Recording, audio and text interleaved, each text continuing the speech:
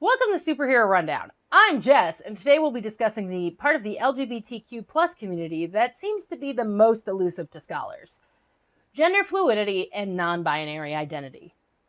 In order to explain this, I'm going to be looking at the first 3 seasons of Supergirl, and specifically the Martian Manhunter. Shapeshifting and blending in is something LGBTQ plus people are good at to begin with, because sometimes you can't wear a marker on your sexuality, whether queer, bisexual, lesbian, asexual, or any other type of sexuality on the spectrum. I'm going to break this up into 3 parts. Coming out as non-binary and how we deal with the LGBTQ plus community, having a relationship as a non-binary person, and finally, how you can tell your family if you're any gender identity or sexuality as long as it is safe to do so. Before J'onn J'onzz even reveals himself to Supergirl, he doesn't have trust for her. At least, he lets that be what we, the audience, think. Not because he's inherently evil, but he's trying to protect himself, just like bisexuals and gender-fluid people have to protect themselves. Sometimes it's hard because we are accused of not existing, or we're told that we're greedy, or worse, it's just a phase, we'll get over it. But that's not how gender identity or even sexuality works. Speaking from my own experiences, I've identified as bisexual, pansexual, and now asexual. I have relationships, but I don't have interest in sex. Not really. And that's okay. We don't need to make up excuses to ourselves, even if it isn't safe to come out at the moment. Because sometimes, our allies aren't who we think they are. So let's turn back to J'onn.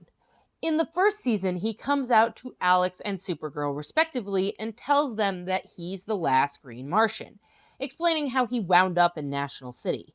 And he's conflicted about using his shape-shifting abilities at times, because sometimes it's hard to tell your friends how and what you feel, even when they assure you they aren't going to judge you for whatever you tell them.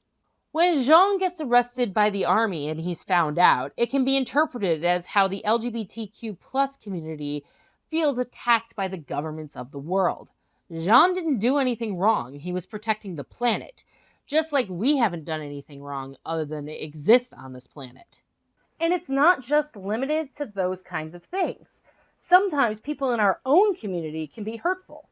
Take J'onn and Superman's relationship at the beginning of Season 2. They have a pretty strained relationship due to J'onn keeping kryptonite, but it can represent how non-binary and gender-fluid people feel in our communities. We don't belong, or at least we feel that way because gender is binary, man or woman, or you can't be both, you can only be one or the other. But gender is a social construct, so fuck that excuse. But if you don't believe me, Jeremy Colangelo tells us. The science is clear. Sex is not binary after all, and schools can bring about a true cultural shift if they begin teaching that fact to our youngest generations. Sex and gender are much more complex and nuanced than people have long believed. Defining sex as a binary treats it like a light switch, on or off, but it's actually more similar to a dimmer switch, with many people sitting somewhere in between male and female, genetically, physiologically, and or mentally. To reflect this, scientists now describe sex as a spectrum. This isn't to say that there aren't just men and just women. It's saying that binary gender is as flawed as straight people believing that LGBTQ plus people shouldn't exist. We're here, we're queer, get used to it. And Superman is an alien, so he can be seen as metaphorically part of the LGBTQ plus community as J'onn is. And we can have friendships and still protect ourselves, just as J'onn does. Which brings me to pronouns. In Fucking the Binary for Social Change, our radical queer agenda, Avory Faucette explains. Gender-neutral pronouns make little sense if someone identifies as a man or a woman and has asked the speaker to use he or she. But neutral language does make sense when referring to a person who has not declared their gender, or to a hypothetical person who might be any gender. We're comfortable with using he or she or they in hypothetical situations, but many struggle with using neutral language to refer to an identified person whose gender hasn't been stated. Much discussion in this area has centered around language, insofar as a linguistic misgendering through the incorrect use of he or she is one of the most pervasive, irritating, and easily altered microaggressions that occur in a non-binary person's daily life. Among English speakers, the majority of this discussion concerns gender-neutral pronouns. Neutral pronouns are an obvious way of actively recognizing a non-binary person's gender, and their use in public spaces such as bios, news articles, and profiles increases awareness that non-binary people exist. In Season 2, Jean meets Megan, who claims to be the last daughter of Mars, just as he is the last son of Mars. He wants to share minds with her, their lives together, but she gives him an excuse. When Jean finds out about her participating in underground fights between aliens, he confronts her and she says she fights for herself, which, if she were like Jean, that would be a great allegory for introspection into ourselves and our experiences, because he perceives her as being like himself. After the underground fights, Jean freaks out after an alien parasite almost kills him, and Megan has to give him a blood transfusion. Jean assumes that Megan is a green Martian until the blood transfusion, where he discovers she lied and is actually a white Martian. This causes him to transform into a white Martian himself and begin hallucinating that he's being attacked. It can feel like the world is against you when you feel like someone is on your side but turns out to be antagonistic, like an LGBTQ plus person denying that your identity is valid because you are non-binary or asexual. For Jean, shapeshifting comes easy, but for non-binary people, the fight to be who we are is a lot bigger, and people aren't as accepting in the real world as they are of a green Martian in National City. And in that instance of discovery, he feels the real fear of persecution due to the genocide perpetrated by the white Martians on Mars. In January 2011, a special sitting of the UN Human Rights Council was convened to hear remarks from Ban Ki-moon. In a strong statement, he called for an end to human rights violations based on SOGI. We must reject persecution of people because of their sexual orientation or gender identity, who may be arrested, detained, or executed for being lesbian, gay, bisexual, or transgender. They may not have popular or political support, but they deserve our support in safeguarding their fundamental human rights. I understand that sexual orientation and gender identity raise sensitive cultural issues, but cultural practice cannot justify any violation of human rights. Women's treatment as second-class citizens has been justified at times as a cultural practice. So has institutional racism and other forms of inhuman punishment. But that is merely an excuse. When our fellow humans are persecuted because of their sexual orientation or gender identity, we must speak out. Jean thinks Megan has come to rid Earth of the remaining green Martian. Eventually, Jean is cured of his transformation into a white Martian from Megan's blood, and he develops a relationship with her, though he doesn't wish to endure the pain the white Martians caused him. Like the pain we feel when we're told that we aren't people, or that we can't be part of the LGBTQ plus community. How dare us? But forgiveness is important for our community. Alex tells us, forgiveness isn't something that you give to somebody who's hurt you. Forgiveness is something you give to yourself. Megan and Jean work together for the good of Earth and help the DEO. Once white Martians attack, she decides to return to Mars to start a rebellion of white Martians. Megan is a good ally, and through her alliance with Jean, she represents activism on Mars. In Fucking the Binary for Social Change, Our Radical Queer Agenda, Faucette tells us what activism for non-binary people is. Non-binary activism is not about taking away others' gender identity. Rather, it's about questioning the unique pedestal on which gender stands as a system of classification and an identity marker, and especially the heavy use of a classification system that is based on assumptions rather than consent. The religious right tries to focus on individuals' gender identities because this allows for a convenient way of describing us versus them, and invoking the scary gender radical other in the popular imagination.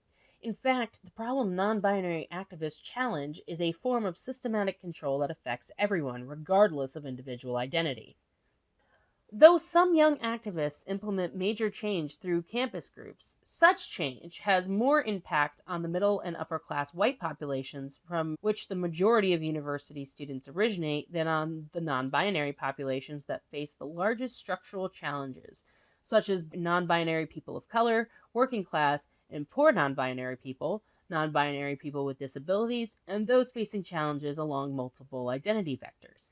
White activists may also have more sway in directing the policy agenda, as whites still form a substantial majority of non-binary activists and are likely to have more resources on average than peers of color due to systematic inequality.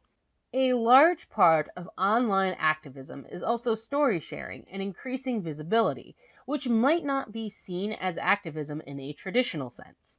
However, sites like Genderfork and individual Tumblr blogs dedicated to showing images and words of non-binary people can have a significant impact when visibility leads to awareness of the need for change, particularly among non-binary individuals who may be driven to activism but unaware of the range of identities that exist and possibly questioning their own identity. These sites are powerful in that simple visibility makes non-binary individuals aware of the larger population of potential activist partners.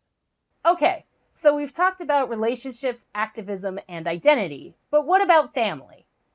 Jean and Supergirl go to Mars to help Magan, and they discover his father Marin has been imprisoned because he's the high priest of the Green Martians. Initially, Marin thinks Jean is a coward, when in reality, Jean is trying to make sure nothing like the Martian genocide happens on Earth. With Supergirl's help, they reunite and share an apartment together.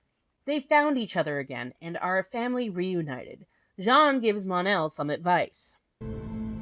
You are not a criminal because you have complicated feelings. And Marin shares that he's done research on the internet and found that people of color did not get paid for their contributions to rock and roll as their white counterparts did. But because he stays relatively isolated, he doesn't have the same problems as others we outlined in the Luke Cage episode. Jean also deals with loss. Marin develops signs of dementia, and Jean is devastated, because non-binary and gender-fluid children deal with the same things cisgendered people do: loss, success, triumph, hatred, and love. And it doesn't matter if you're a shapeshifter. We all deal with the real threat of losing a parent, whether by car accident, dementia, cancer, or something else. Just because you're an alien doesn't mean you don't have feelings. Marin thinks it's the end and asks to perform the reach to pass his memories of Mars to Jean before he dies. Jean doesn't want to. After taking down a perp without using force, Jean is ready to perform the reach with his father. Marin begins saying goodbye, especially to Alex and Jean. The point is to use the knowledge to teach a different path, like I do with my experiences. I'm not Martian, but my experiences teach me a path of tolerance and love. You know, unless you advocate genocide. Then fuck off.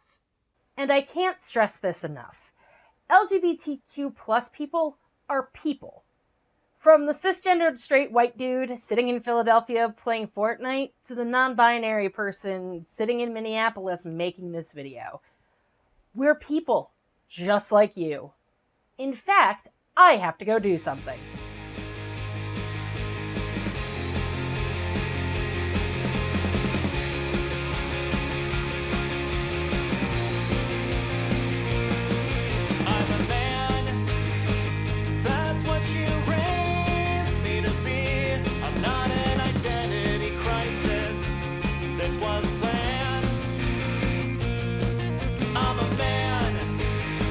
Citizen of mankind, it's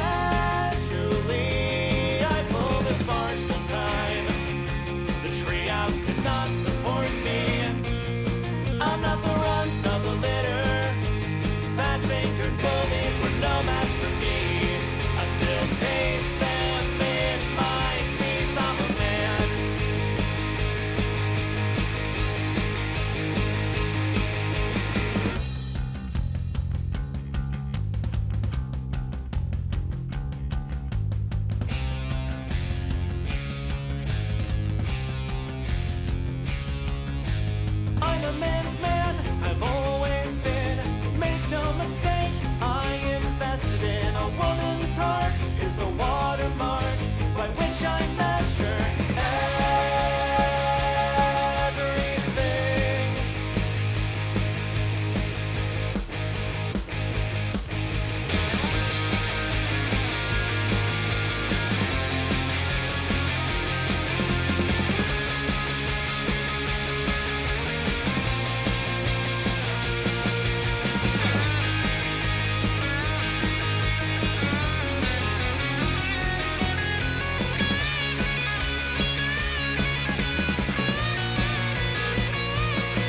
I'm a man, that's what you raised me to be.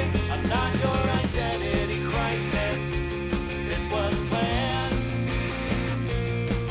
I'm a man, you'll have to Hi, welcome to Superhero Rundown. I'm Crimson, and thank you for joining me for Pride Month. And for my coming out. And if I'm dipshit drunk on pink perfume, then I am the man in the fucking moon. 'Cause you didn't know what a man